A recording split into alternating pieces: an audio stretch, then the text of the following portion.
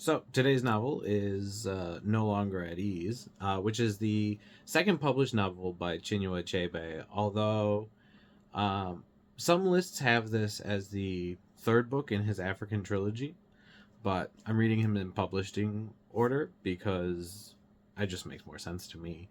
You get to see the change of an author over time, and I like that better.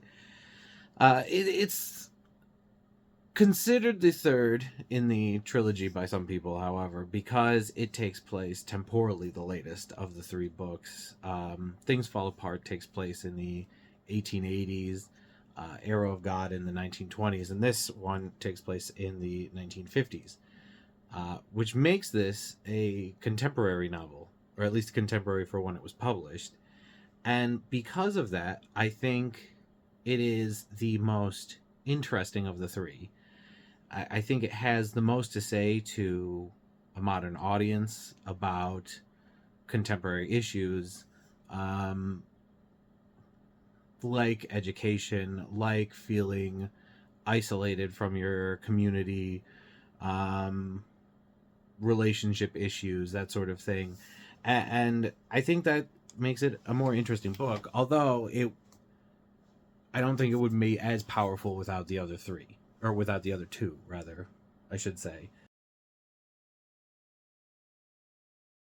So this book follows the grandson of Okonkwo from Things Fall Apart, whose name is Obi, and Obi lives in a world that is now fully part of the colonial British Empire, and Nigerians, such as Obi, who are looking to raise their fortunes, now go off to Britain to be university educated and trained before returning back to Nigeria and accepting what are called foreign posts, or government positions. Right there, foreign post would be a position within the colonial government that is populated mostly by white British colonists.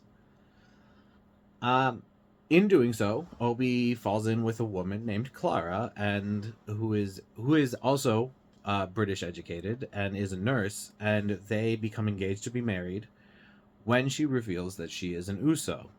An Uso is an outcast from Igbo society, for various reasons. It has something to do with one of Clara's ancestors was like, I guess, offered almost as a sacrifice to a god, and that meant that all of that person's children and grandchildren, and so on and so forth, their entire lineage, has been outcast from Igbo society. Uh, because of that, of her Uso status, Obi's family rejects her entirely and tells Obi that he has to break uh,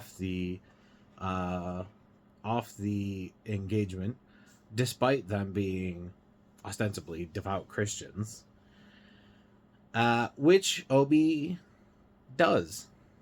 He does. And after he does so, he starts to spiral, and he starts accepting bribes, something which he had previously thought below him and had rejected and wanted to change. He starts accepting bribes, and this gets him arrested and charged with corruption. And that's the basic outline of the book.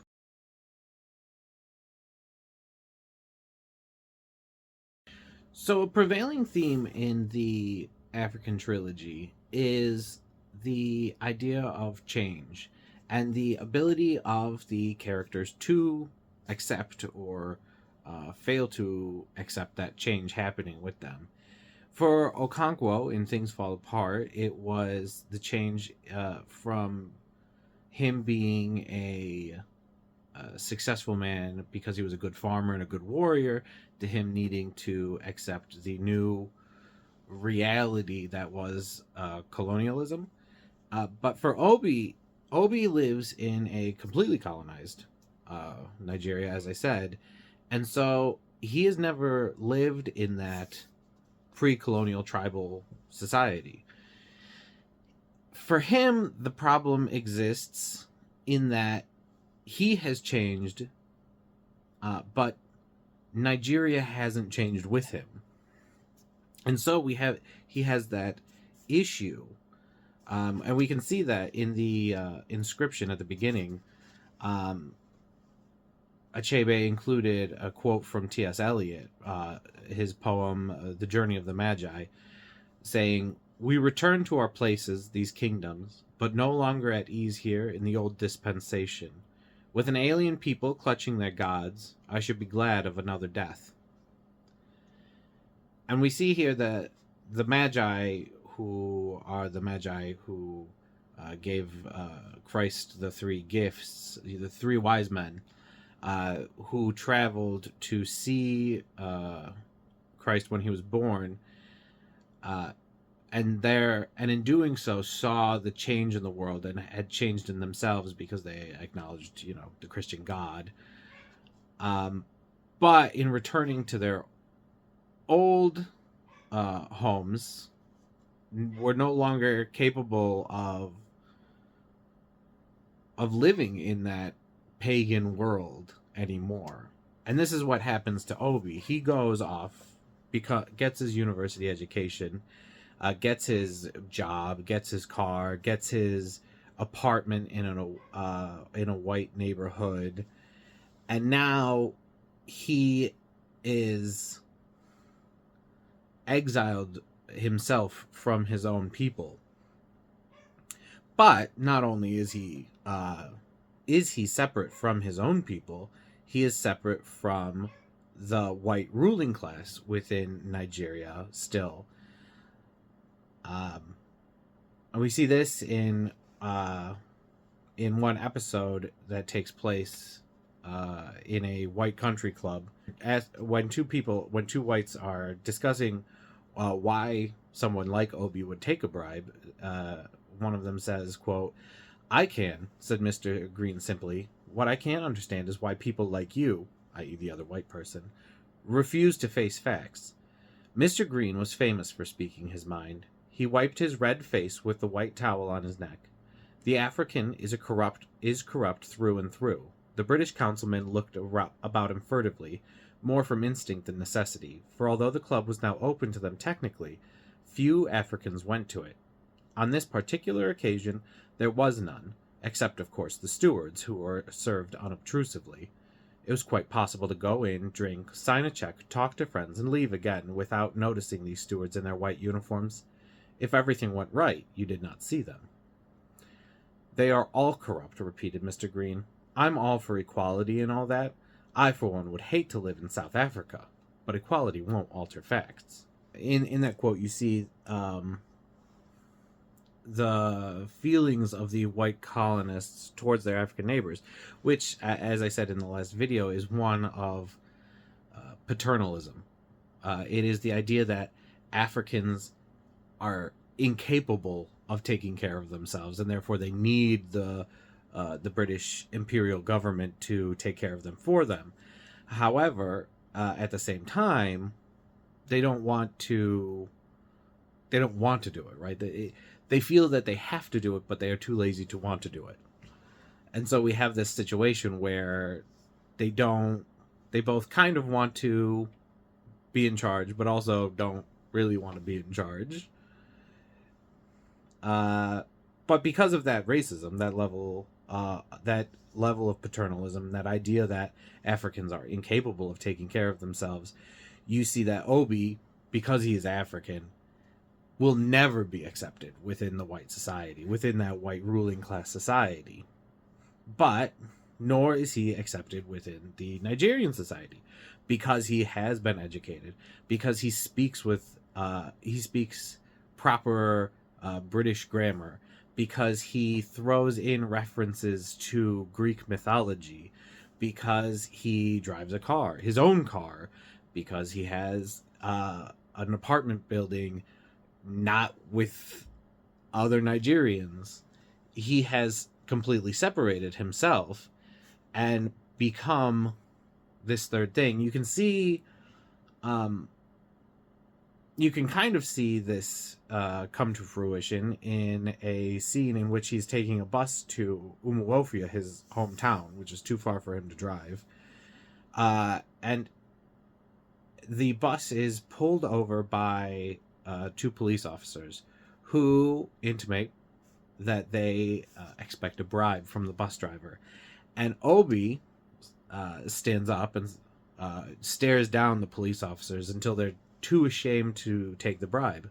And instead of thanking Obi, the bus driver turns around and says, these uppity educated Africans that come around and they think they're better than the rest of us, and now next time I come through here, next time I drive this road, I'm going to have to pay double or triple the bribe money that I had to pay before. So thanks a lot. And to this, Obi then complains. He was like, so much for doing the right thing. And he says, quote, "What an Augean stable," he muttered to himself. "Where does one begin? With the masses? Educate the masses?" He shook his head. Not a chance there. It would take centuries, a handful of men at the top, or even one man with a vision, an enlightened dictator. People are scared of the word nowadays, but what kind of democracy can exist side by side with so much corruption and ignorance? I think it's telling of the issues that Obi has, that his first thought when being told off by a fellow Nigerian is, man, we should get rid of democracy. We should go straight to a dictatorship because these people can't take care of themselves. He echoes the feelings that the whites have, right? The white people believe that the Africans can't take care of themselves, and then he agrees. And I think we all know that Obi, when he says that we should have a dictator, means himself, or at least someone like himself. You know, all people who want dictators always think that they would make the best dictators. So we have to ask ourselves, though, is Obi actually being rejected? We know that he's been rejected by the white class, but is he actually being rejected by his fellow Nigerians? Or did he reject them? And I think it's the latter of the two. At no time, there is the Umuofia. What is it called? It is the Umuofia Progressive Union. Is a group of Umuofians from Umuofia being the village that Obi was born in, and is the village from Things Fall Apart. Umuofia Progressive Union gets together the money that pays for Obi's education, and he is expected to pay it back. But when he first returns, he gets his job. He goes to them and he asks them if it was possible to put off repayment of the loan for a couple months. And they say, yeah, that's fine, no problem, because when you succeed, we all succeed. We as a group succeed.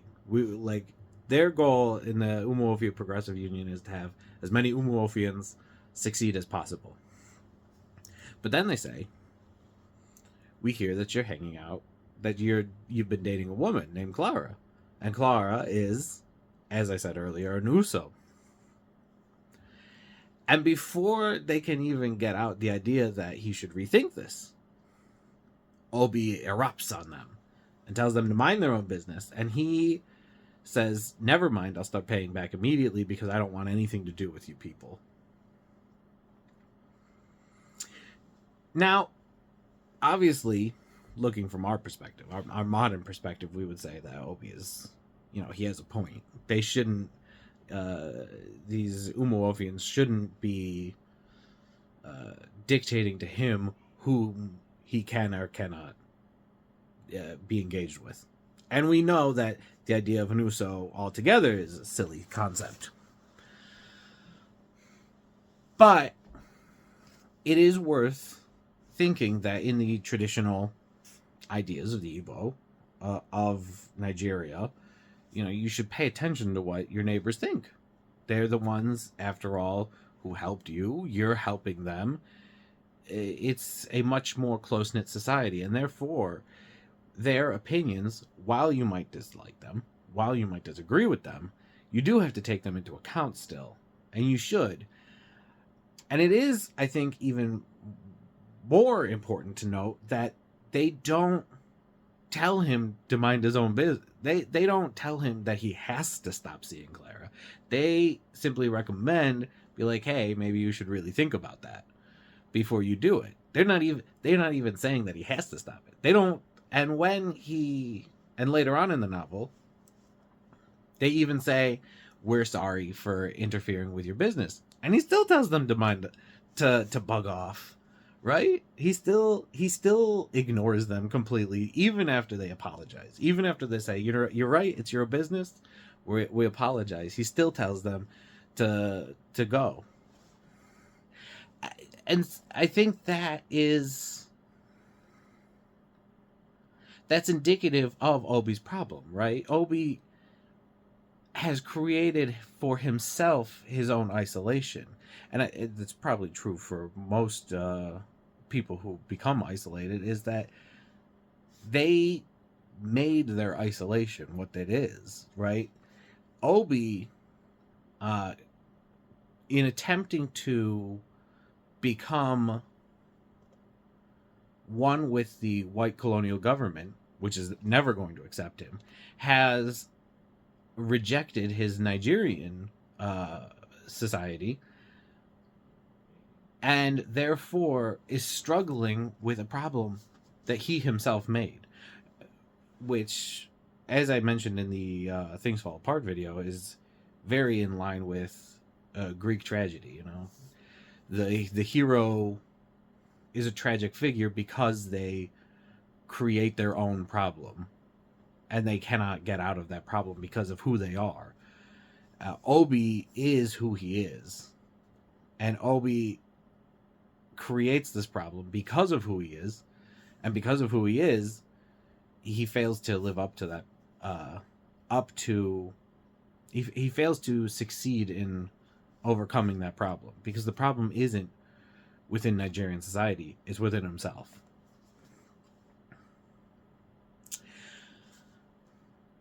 In contrast to Obi, however, there is Clara. Clara is also university educated. She went to Britain. She is a nurse. And she, however, unlike Obi, is used to being rejected. She, as an Uso and as a woman, knows that she will never be accepted. She accepts that she's not going to be accepted, effectively. She knows her place, and she is comfortable in it. She's happy. She's in her lane. Well, I mean, happy might be overstating it, but she's not struggling against it the way Obi does. She's an interesting character because Obi's issue is that he is rejecting himself and his own people, whereas she has fully accepted herself and her place within society, and therefore we can see that while Obi fails and to tragic results, Clara somewhat does seem to not so much succeed so much as to continue existing. She doesn't fail. She doesn't succeed, but she doesn't fail. There is some thought that Clara is a prostitute. I understand the argument, although I don't think that it's true. I think she's just a pretty woman who is highly educated and therefore runs in the kinds of circles that you would also see the men having prostitutes. So I don't think that she is. I don't think there's a lot of evidence to say that she is. She does get an abortion at one point. Obi's, whom she claims is Obi's, and whom Obi accepts. And I think that this could be read as a failing on her part. The idea that she has failed in a way, in the same way Obi does when he gets arrested. And I can see that. I mean, certainly in the 1960s, when this book was written, that would have been seen as a comeuppance. I think it's hard now to read it that way, and I think we run into, I think, the problem with every novel, which is, how do we understand a novel Either we have to understand the novel in the way we understand it, or we understand it in the way the author intended it. And I think the Achebe, I believe, meant it to be a comeuppance of sorts. Um, Whereas I today, abortion it is what it is. I don't think it's particularly bad, which is a moral judgment on my own part, but it's hard to read it as Clara failing when today it would be seen as something not that bad. Like, it happens a lot. And so though I think Achebe meant it to be like they're both failing, I really see it as Obi fails and Clara just moves on. She just moves on with her life, continues her life, with very little consequences, except for the emotional turmoil of having to break off an engagement and everything there. But she's a far more interesting character.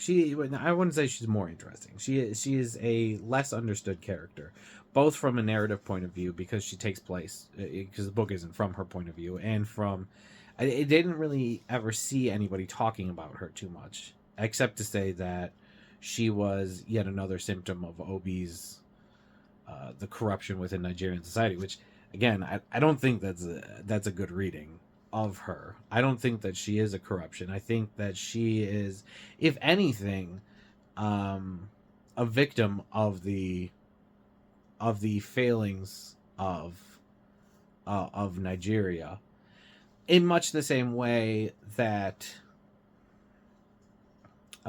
you see the women in Things Fall Apart. I think Achebe looks at them and says, it's not good, right? In Things Fall Apart, I think it's clear that Achebe does not think that pre-colonial Nigeria is a good place to live. It's not a good place for women. It's not a good place for children. And I think that his point in adding Clara here is that even still, it's Nigeria in the 1950s is still not a good place for women. And I think that's his point, is that there's still, despite all of the good changes, there are still a lot of bad things still happening.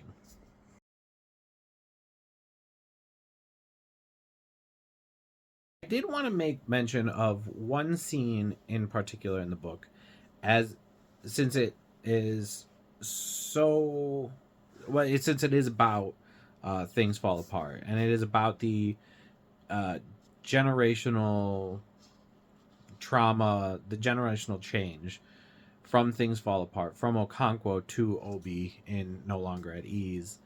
And it's a scene when Obi returns to his parents' house in Umuofia to inform them that he's getting married to Clara, and to inform them that Clara is an Uso. And they very clearly tell him that's unacceptable. You cannot marry Clara. You cannot do it. You cannot marry an Uso. If you want to do it, you have to wait for us to die first, because you won't be accepted in our family anymore. After hearing that, Obi obviously gets furious, and he sits in his room, and he doesn't come out for prayers. And at night, Obi's father, Isaac, comes to him, and he tells him the story of when his father, Okonkwo, from Things Fall Apart, died, and what happened. Quote, "When they brought me word that he had hanged himself, I told them that those who live by the sword must perish by the sword. Mr. Bradley, the white man who was our teacher, said it was not the right thing to say, and told me to go home for the burial. I refused to go. Mr. Bradley thought I spoke about the white man's messenger whom my father killed.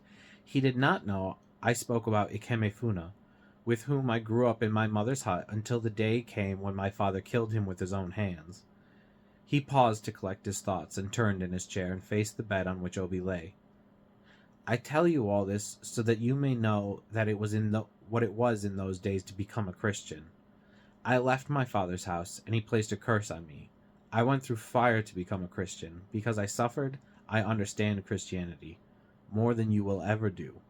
He stopped rather abruptly. Obi thought it was a pause, but he had finished.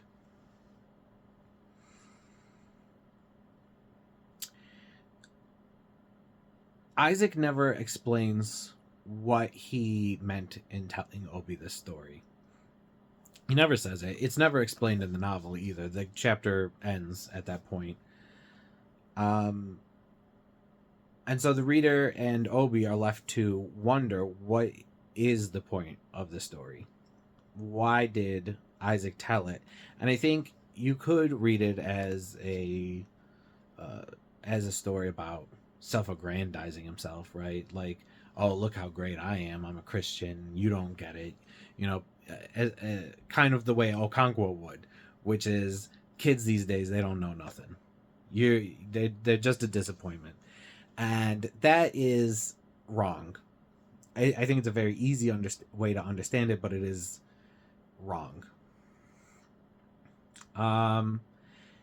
It is possible that it was a story to show Obi that even though things have been getting better, it still was worse in the past. That one doesn't really sit well with me either. What I think is the purpose of that anecdote, and why Isaac tells Obi that anecdote, is because I think Isaac wants Obi to do the same thing that he did. I think Isaac, I'm sure he won't admit it outright, but I think he wants Obi to reject Isaac and his wife. Isaac and his wife reject Clara, and I think he wants Obi to reject them. The same way that Isaac had rejected Okonkwo for Ikemefuna's death, he wants Obi to reject him because he can't marry Clara. Right? He wants his son to be a better man. He recognizes that rejecting Usos is stupid, that it is dumb, it is mean, it shouldn't exist. And yet Isaac is stuck in a world in which that, despite it being stupid, it exists, and you can't break that. But Obi has the chance to break that. Obi has the chance to reject his parents, to fully reject his the traditional beliefs, and in the process kind of just outright reject traditional Nigerian society at all, and set out on a new path for himself, and a new path arguably for Nigeria as a whole. And I think that's what Isaac tells this story, to try to subtly tell Obi, you need to do this as just the same as I did. I rejected my father. You need to reject your father and make your own world. And the tragedy, of course, is that Obi, like Okonkwo, doesn't. He doesn't reject his parents. He instead breaks off the engagement with Clara. And he spirals down, and he gets himself arrested for corruption, and he fails to make Nigeria a better place. He fails to make himself a better man. He fails in every way. And that, I think that one episode in particular is the defining episode. In the same way that the death of Ikemefuna is the defining episode of Things Fall Apart, Isaac's speech to Obi is the defining part of No Longer at Ease, because it is where Obi rejects being a better person. It is where he fails abjectly at being the man that he wants to be, that Isaac wants him to be, that Okonkwo failed to be.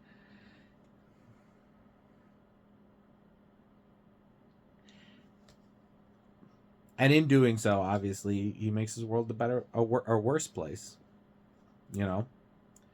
He makes Clara's life worse. He makes his own life worse. He It is effectively, it, it is why, and he knows that he's rejected it, which is why he starts taking bribes at that point, because he's failed, because he figures I can't I can't make Nigeria a better place, so I might as well revel in its awfulness.